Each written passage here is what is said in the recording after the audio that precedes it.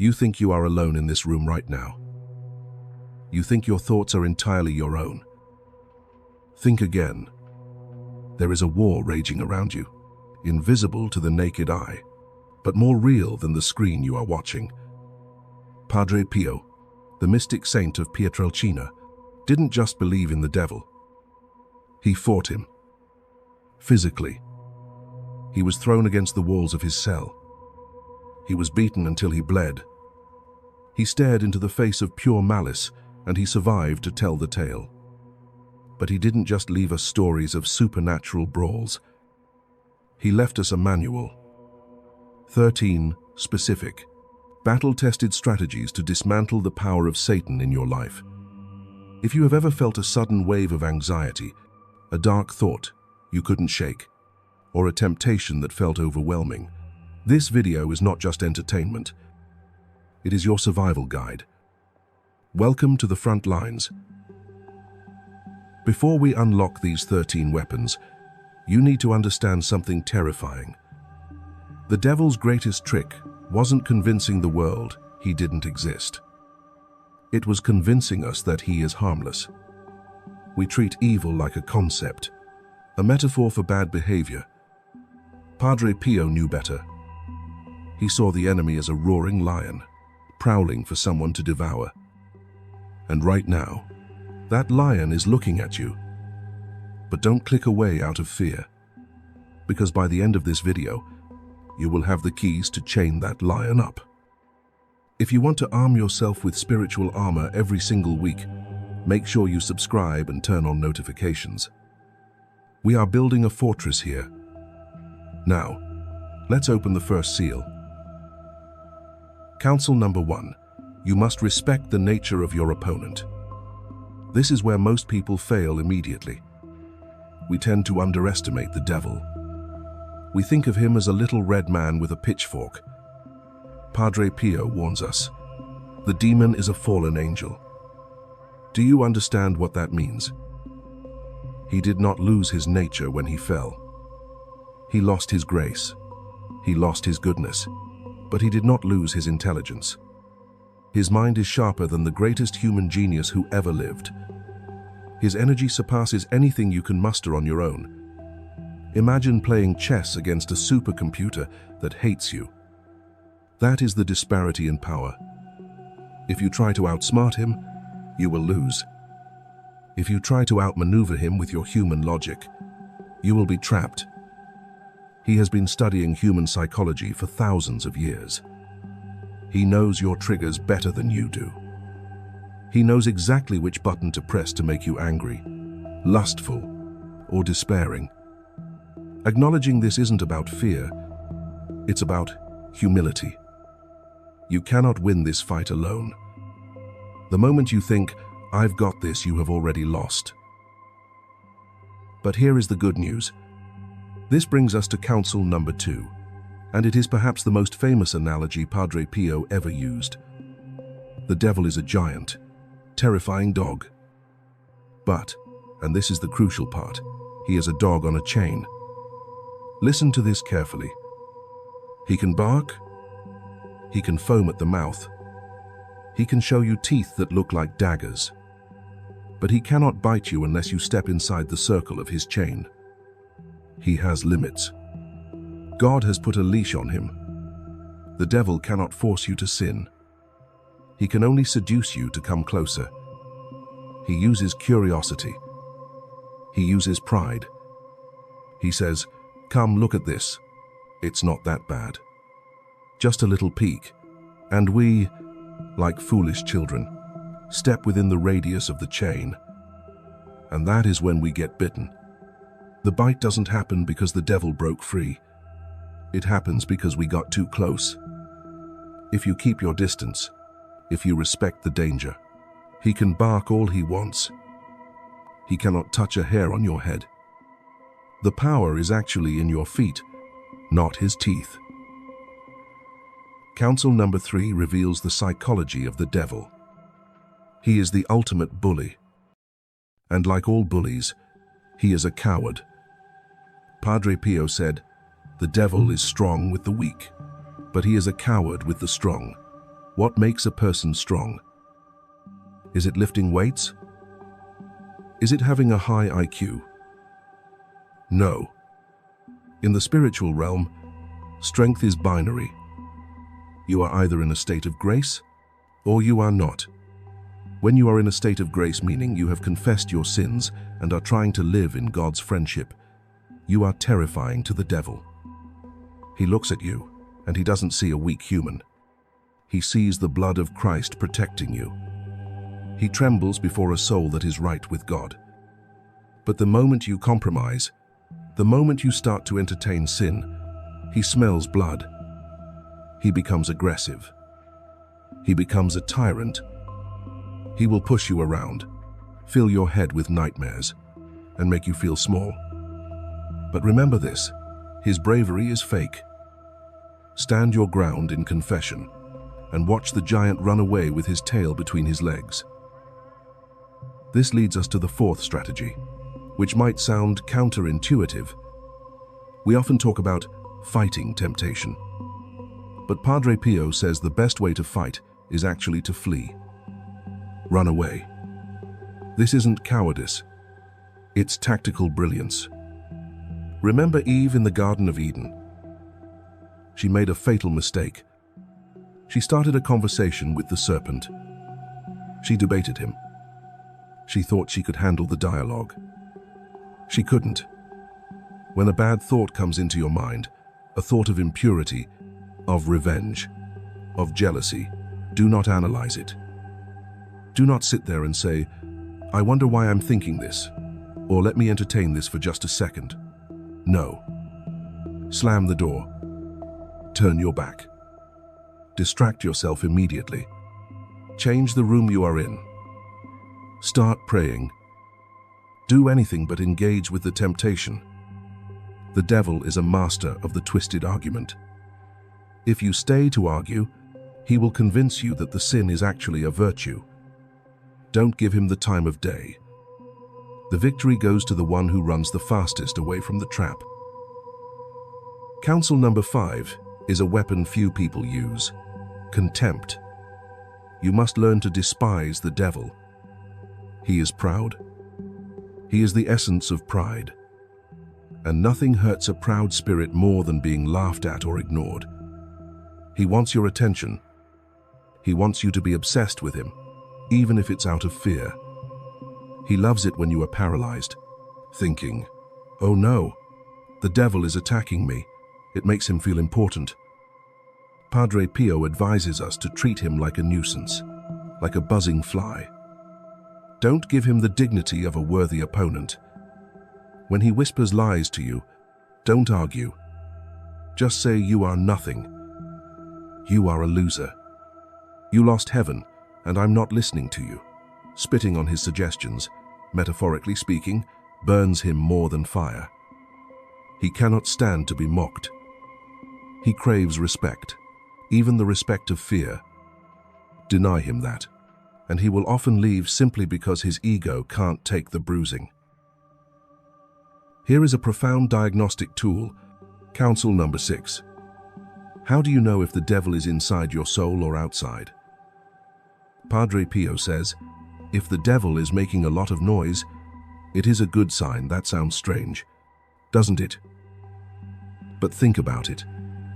If he is roaring, if he is banging on the doors of your senses, if he is creating a storm of temptation around you, it means he is still outside.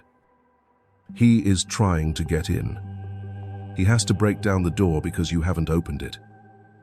The time to be truly afraid is when everything is quiet. When you are comfortable with your sin, when there is no conflict, no conscience pricking you, no struggle, that is when the enemy has already entered and made himself at home. He doesn't make noise when he owns the house. He wants you to sleep peacefully while he chains you up. So, if you are feeling attacked, if you feel like you are in a spiritual storm, take heart. It means you are still fighting. It means the fortress of your soul is still standing. Counsel number 7. Beware the sophist. A sophist is someone who uses clever, complicated arguments to make a lie sound like the truth. The devil is the original sophist. He knows philosophy. He knows theology. He can quote scripture better than the Pope. He will come to you and say, God is merciful. Right. So he won't mind if you do this one little thing. In fact, it would be unloving to deny yourself this pleasure. See how clever that is. He uses God's own attributes against you. Padre Pio warns us never to enter into these debates. The devil will twist your logic into a pretzel.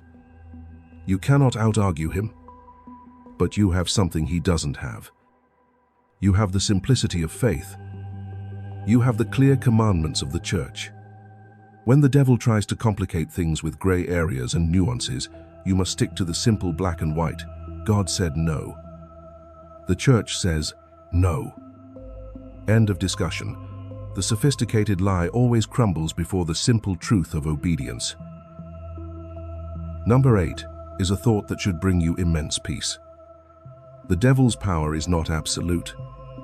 He is not a second God. He is a creature. He can only do what God permits him to do. This is a hard mystery to understand. Why does God permit him to do anything? To test us. To strengthen us. Just like a gym partner who pushes against the bar so you can build muscle. Padre Pio insists that the devil cannot touch your will unless you allow it. He can manipulate the elements. He can manipulate your emotions. He can even affect your health, as we saw in the book of Job. But he cannot cross the threshold of your free will. That inner sanctuary belongs to you and God alone. No amount of demonic pressure can force you to say yes to sin. You always have the choice. Knowing this breaks the spell of helplessness. You are never a victim of the devil. You are a participant. And you can choose to stop participating. Counsel number 9 identifies the specific trap the devil uses for religious people. If you are a believer, the devil won't tempt you with atheism. That's too obvious. He will tempt you with disobedience. He will make you critical of your leaders, your priest, your bishop, or the church teachings. He will whisper, they don't understand you. They are old-fashioned. You know better. Your conscience is the only law. This is the spirit of rebellion disguised as enlightenment. Padre Pio was very strict about this. He said, the surest way to fall into the devil's net is to detach yourself from obedience to legitimate spiritual authority. Even if the person in charge is flawed, the act of obedience keeps you humble. And humility is the one thing the devil cannot replicate. He can fake charity, he can fake zeal, but he cannot fake humility. By obeying, you become small, and by becoming small, you slip through the devil's fingers. The moment you become your own pope, you are walking straight into the enemy's camp. How do you know if an inspiration is from God or Satan? Counsel number 10 gives us the litmus test. It's all about the aftertaste. Padre Pio explains that the action of the devil creates agitation, even if he offers you something good, like a sudden desire to do extreme fasting or a rigorous penance. If it leaves you anxious, restless, proud, or confused, it is from the devil. It is dark light. On the other hand, the Spirit of God always brings peace. Even when God challenges you or corrects you, there is a fundamental stillness and clarity underneath. It illumines the soul. It consoles. If you are making a decision and you feel a frantic, rushing urgency, I must do this now. Now be careful. That is often the enemy's rhythm. God moves with the majesty of eternity. He is never in a panic. Learn to read the weather report of your own soul. Agitation is the storm warning. Counsel number 11 seems obvious, yet we forget it in the heat of battle. Recourse to God. When the assault comes, don't try to be a hero. Don't pull out your own sword. Run to the Father. Padre Pio says we must have total confidence, expecting all good from him. It's not about saying a magic spell. It's about a relationship of dependence, Lord. I am weak. You are strong. Take care of this. There is a specific warning here too. Avoid self-appointed exorcists or lay people who claim to have special powers to fight demons. This is dangerous. The authority to command demons belongs to Christ and, through him, the ordained ministers of his church. If you try to engage the devil directly without that covering, you are bringing a knife to a gunfight. Stay in your lane. Your lane is prayer, the sacraments, and trust. Let the general fight the battle while you, the foot soldier, hold the line of faith. Counsel number 12. Do not dwell on the temptation once it has passed. This is a common mistake. We survive a temptation, but then we replay it in our minds. Wow, that was close. I wonder what would have happened if. Or we get obsessive, analyzing the filth that the devil threw at us. Padre Pio says, no. Turn the page. If a piece of mud hits your clothes, you brush it off and keep walking. You don't pick up the mud and examine it under a microscope. Dwelling on the suggestion, even to analyze it, is a way of keeping the door slightly ajar. It gives the devil a second chance to hook you. The best reaction to a demonic suggestion is a holy indifference. Treat it like a crazy person shouting on the street. You don't stop to interview them. You keep walking. Your focus must be on Jesus, not on the monsters. What you focus on, you empower. Starve the devil of your attention. And finally, the 13th counsel, perhaps the most important for our modern generation. Banish fear and self-pity. The devil loves a sad saint. He loves it when you feel sorry for yourself. Oh, life is so hard. I'm so misunderstood. Nobody suffers like me. This self-pity is a poison. It turns you inward. It cuts you off from God's grace because you are too busy worshipping your own misery. And fear is the devil's currency. When you are afraid, you are paying tribute to him. Padre Pio, who suffered the stigmata holes in his hands and feet, never engaged in self-pity. He accepted the suffering as a way to save souls. He faced obstacles with courage, not whining. If you want to defeat the devil, you must be joyful. You must be courageous. A joyful heart is a fortress that the devil cannot breach. He doesn't know what to do with someone who thanks God even in the middle of a storm. These 13 counsels are your weapons. But Padre Pio had one final secret, a nuclear option. He said that the devil cannot touch those who are consecrated to Jesus through Mary. He called the rosary his weapon. The devil is arrogant, but the Virgin Mary is the humblest of all creatures, and that is why he fears her more than a disciplined army. If you shelter yourself under her mantle, the north wind of the enemy cannot dry out your soul. You are safe. So, take these weapons. Use them. The war is real, but the victory has already been won. It's time to stop living in fear and start living in the freedom of the children of God. Which of these 13 counsels did you need to hear the most today? Tell me in the comments below. And don't forget to like this video to help us fight the algorithm, which is a battle in itself. God bless you.